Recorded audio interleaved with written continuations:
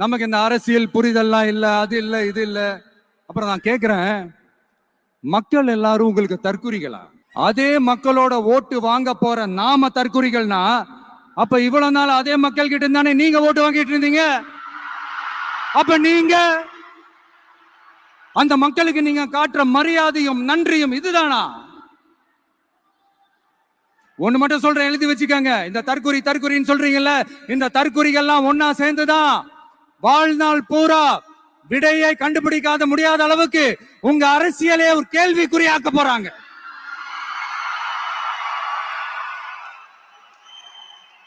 இவங்கெல்லாம் யாரும் இங்க தற்குறிகள்லாம் கிடையாது. இவங்க எல்லாரும் தமிழ்நாட்டு அரசியலோட ஆச்சரியக்குறி. இவங்க எல்லாரும் தமிழ்நாட்டு அரசியலோட அந்த மாற்றத்திற்கான அறிகுறி. சும்மா லாஜிக்கே இல்லாம தற்குறி.